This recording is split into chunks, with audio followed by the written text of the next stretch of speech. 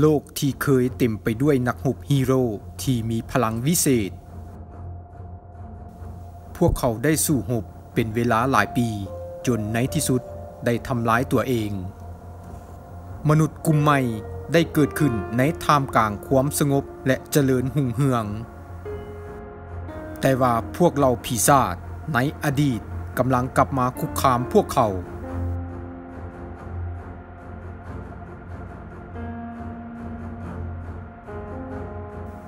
ในอนาคตที่แสนไกลมูนซิตี้เคยเป็นแดนสวรรค์ทุกคนมีความสุขมีทุกอย่างที่ต้องการ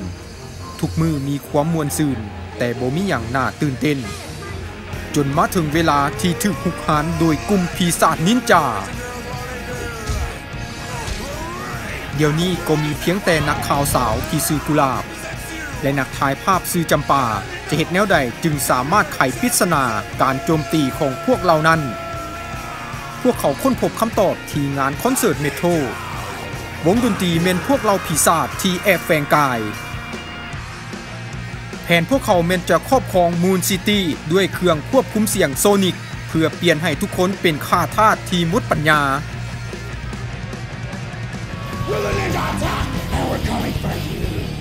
แต่โชคดีกุหลาบได้ค้นพบหินแห่งดวงเดือนวิญญาณดิจิตอลที่ปกป้องมูนซิตี้จากเหล่าปีศาจกุหลาบได้รวมกลุ่มกับนักรบนินจา3 คนที่เป็นหมู่ของเรา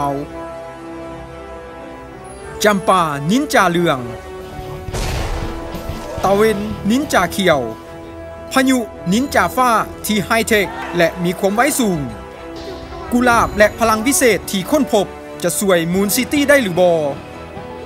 หรือว่ามูนซิตี้จะตกอยู่ในการหุกหานของพวกปีศาจให้นครดวงจันทร์กำเนิดนินจาแอทแทค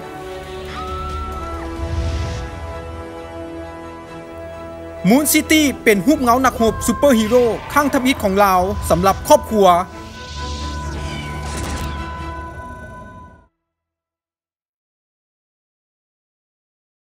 เริ่มสายปีใหม่ลาว 2018